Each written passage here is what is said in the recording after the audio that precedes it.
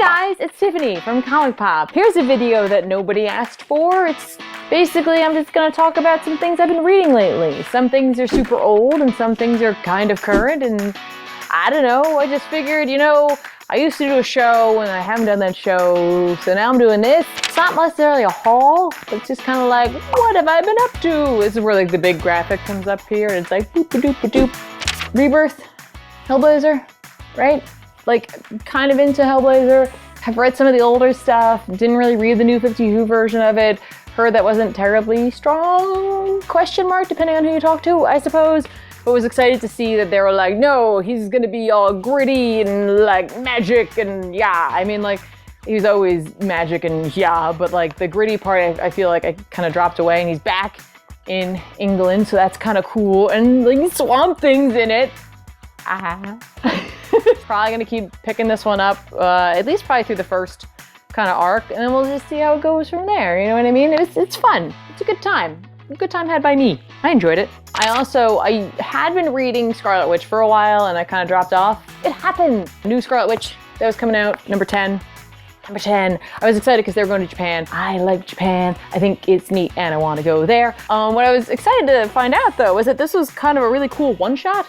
Like, just bam, here's the story. I mean, like, by the end, it's like, yeah, and then we're gonna go on and enjoy the rest of the book. Yay! Personally, I thought she came across really fun. I liked the fact that she was kind of doing some glow popping. That would be kind of cool, I feel like, to have her going throughout the world, dealing with, like, actual, like, other cultures, you know, magic or supernatural issues. But I know I know where her next stop is gonna be, basically, without, you know, ruining anything.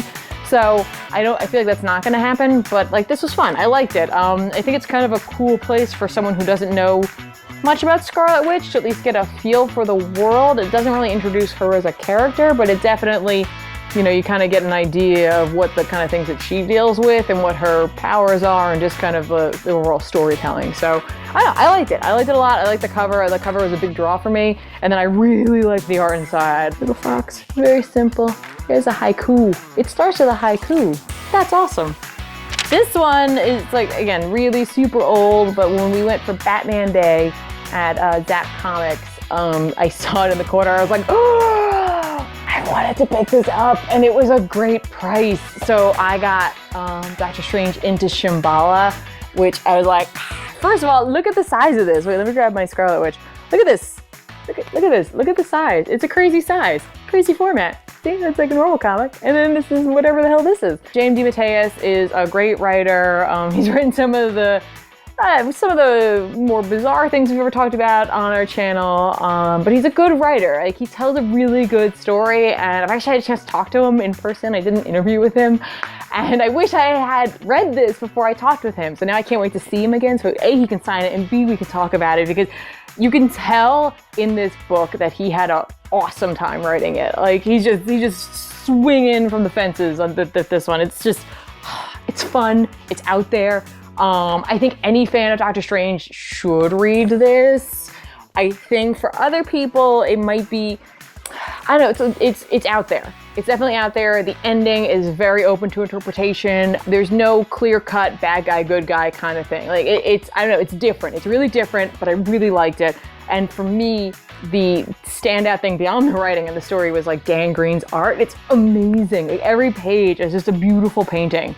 I would just hang up any of these pages. It's just so good, and I'm just so happy to own it, because I'm like, this is mine, and I'm gonna get it signed. And if I ever find Dan Green, he can sign it too, and then I can tell him how good he is, because I'll do that kind of thing where I'm like, oh my god, you're so good, and you do with the painting and the pictures and the faces and the colors and then I walk away from the table and I'm like, what did I say, and how much of an idiot did I sound like? I would encourage you to I don't know, tweet at Marvel or like Facebook or whatever you want to do and tell them you'd love to see this in digital, because they don't print it anymore. So the copies that are out there can be kind of pricey, but a digital run of it would be beautiful, because they could like certainly like restore some of the colors. Also, people who've seen the trailer know that Shamballa is their Wi-Fi password, and it's kind of funny after you read this. So, you know, that's cool. It's cool. Something that I haven't had a chance to read yet, but I did pick up. I just want to show you that I have it. Snot Girl, a lot of people have been talking about it, and I just wanted to check it out. And just from the art alone, I kind of like it. I like the manga influence on it, so that's kind of fun. Just color palette wise, I'm like, it's like Gem. So I look forward to giving this a try, checking it out. Snot Girl. Back in the day when I used to do hack and splash, and that doesn't mean I'm not gonna do it, it's just it's harder now because of the job. I covered Wicked and Divine and I really liked it, and I actually have the next volume, and I may have the third volume, I can't remember. And I just haven't had a chance to get it into my queue, essentially, because for a book like that, I just want to sit down and I want to read the whole thing. It's not like Floppy where I'm just like, okay, done. But I saw that they were doing kind of a standalone issue with this 1831 AD Wicked and Divine, written by Kieran Gillen and art by Stephanie Hans. I love Stephanie Hans. Like, I loved her art during Secret Wars when she was doing Angela. Like, I love her art. I love the way she renders backgrounds. I love it. I love it. And then they did Wicked and Divine on top of it, and it was like a period piece, and it was fun. I don't know if it's a great jumping on point if you've never read Wicked and Divine, because it could be kind of like, I don't know what's happening, but at the same time, it could be really compelling. Like, I found I was like, this is awesome, and it makes me want to go back and pick up the trade that I have sitting like over there and finish reading it, and then maybe we'll do something with that sometime. I don't know. But I really dug it, and I was like, hooray, I'm not keeping up at all with it, but now I feel like I am. So, I just cheated myself into believing that. And then last thing that I want to talk about, when we went and we did like the Valiant Summit, and we were there and they were like, here are some cool things coming out for Valiant. One of the things I was the most excited for was Britannia, and I got the first issue, and it's written by Peter Milligan with art by Juan Jose Rip. And it was everything that they said it was going to be and more. And I can't wait to pick up the next one. If you don't know what Britannia is, it's another magical thing. This has been like a magical episode. Literally every book, except for mentioning Snot Girl, has been magic based. Oops. Essentially, it's like back in like the Roman days and like gladiators and blah, blah, blah. And it's essentially the first detective. But there's like Vestal versions, and there's like, up in Britannia where they have like pagan beliefs, there's like crazy like god monstery thing, demon whatevers. Let you find that for yourself. And it's just a whole story about that, not only about considering how the human mind works and like how we come into that, but also this like whole, kind of the mind versus the supernatural, positions of power, politics, how it all works together. So like it's everything that they said it was going to be, and again, a little bit more. Art's really cool and crazy because it has like this really realistic quality to it and like a lot of detail, which to me I was like, that's neat, because like Greek and Roman sculptures had a lot of detail to it, so it's like kind of a throwback to that, but not, I don't know.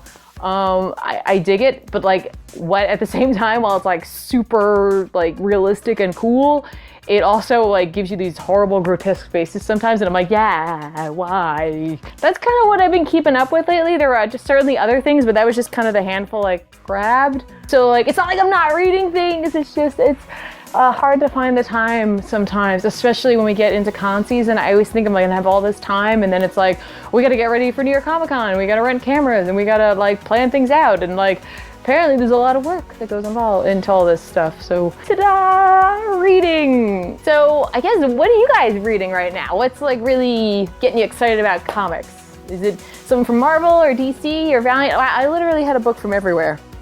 Not everywhere, but I had a Marvel, I had DC, Valiant, and Image. Nice. And we're gonna be at New York Comic Con, and if you're gonna be there, then hopefully you'll come and find us, and we'll say hi, and we'll probably give you hugs, and I don't know, take a picture. If you wanna take a picture, we'll take a picture. I'll take a picture of you. I don't know, who knows? I don't know. You know? I guess I'll talk to you guys soon. Bye.